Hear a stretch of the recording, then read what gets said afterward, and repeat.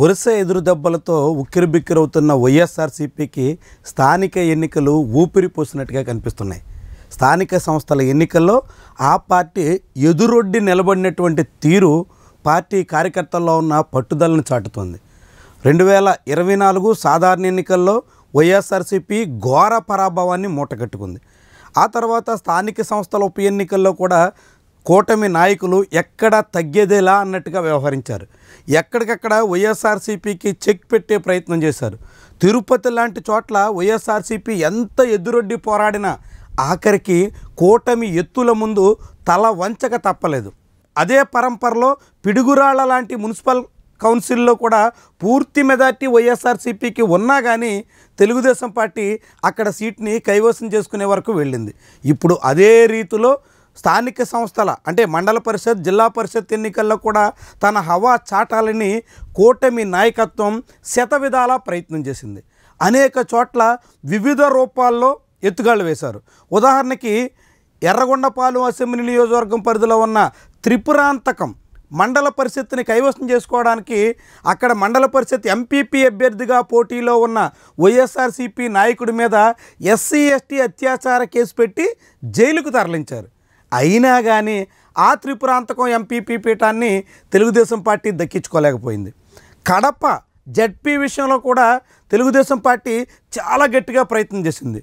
వైఎస్ఆర్సీపీ జడ్పీటీసీలకు అన్ని రకాలుగాను నయానో భయానో దారికి తెచ్చుకోవాలని చివరి వరకు యత్నించింది.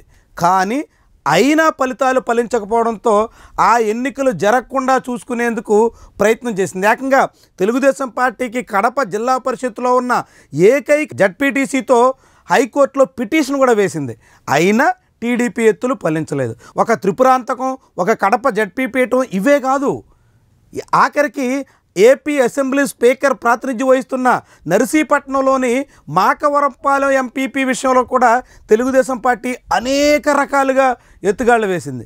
అయినా అవేమీ పారలేదు. దీనన్నిటికీ కారణం క్షేత్రస్థాయిలో వైఎస్ఆర్సీపీకి చెందిన ఎంపీటీసీలు ఎంత పట్టుదలగా ఉన్నారో చాటి చెబుతుంది. కూటమి పూర్తి స్థాయిలో అధికారాన్ని చేజిక్కించుకుని ఏకపక్షంగా పరిపాలన సాగిస్తున్నప్పటికీ క్షేత్రస్థాయిలో వైఎస్ఆర్సీపీ పట్టు ఇంకా సడలలేదు అనేటువంటి సంకేతాన్ని ఈ వ్యవహారం మనకి చెబుతోంది. అనేక చోట్ల వైఎస్ఆర్సీపీకి చెందిన ఎంపీటీసీలని ప్రలోభపెట్టి లేదంటే భయపెట్టి కేసులు బనాయించి ఏదో రూపంలో దారికి తెచ్చుకోవాలని కూటమి నాయకత్వం శతవిధాలా ప్రయత్నం చేసింది. కొన్ని చోట్ల ఆ ఫలితాలు చవి చూసింది కూడా. ఉదాహరణకి కాకినాడ రూరల్ ఈ ఎంపీపీ పీఠాన్ని వైసీపీ చేతిలో ఉండగా అక్కడ జనసేన దక్కించుకుంది. వైసీపీ నుంచి అనేక మంది ఎంపీటీసీలు జనసేన పక్షాన చేరడంతో కాకినాడ రూరల్ ఎంపీపీ పీఠం జనసేన ఖాతాలో చేరింది. ఇప్పటివరకు జనసేనకి అటు పశ్చిమ గోదావరి జిల్లాలో ఉన్నటువంటి వీరవాసరం, తూర్పుగోదావరి జిల్లాలో ఉన్నటువంటి కడియం 2 మండలాల్లో మాత్రమే పూర్తి పట్టుంది.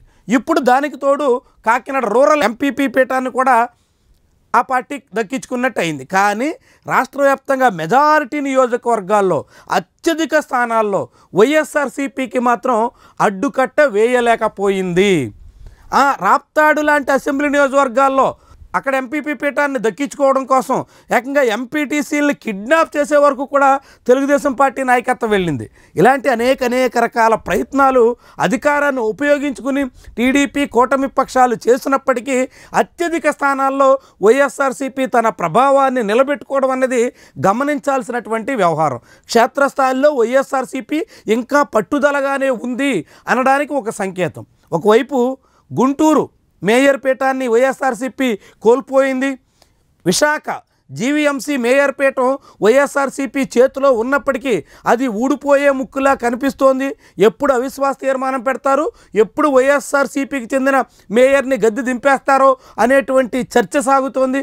ఇలా అనేక నగర పాలక సంస్థల్లో పట్టణాల్లో ఇలాంటి పరిస్థితి ఉంటే పల్లెల్లో మాత్రం వైఎస్ఆర్సీపీకి స్పష్టమైనటువంటి ఆధిక్యత ఉన్నట్టుగా, స్పష్టంగా ఆ పార్టీ ఇంకా పట్టుని కొనసాగిస్తున్నట్టుగా, ఎంపీటీసీలు కూడా అధికార పార్టీలోకి చేరేందుకు తమ సొంత పార్టీని వదిలిపెట్టడానికి ఏమాత్రం సుముఖత లేనట్టుగా, అధికార పార్టీ ఒత్తిడి తెచ్చినప్పటికీ లొంగ లేదన్నట్టుగా ఈ ఎన్నికలు మనకి చాటుతున్నాయి. ఇది చాలా కీలకమైనటువంటి పరిణామం. మరొక ఏడాది కాలంలో స్థానిక సంస్థలకి ఎన్నికలు జరగబోతున్నటువంటి తరుణంలో వైఎస్ఆర్సీపీ ఈ రీతిలో పట్టు నిలుపుకోవడం అన్నది చాలా చాలా కీలకమైనటువంటి అంశంగా మనం భావించాల్సి ఉంటుంది.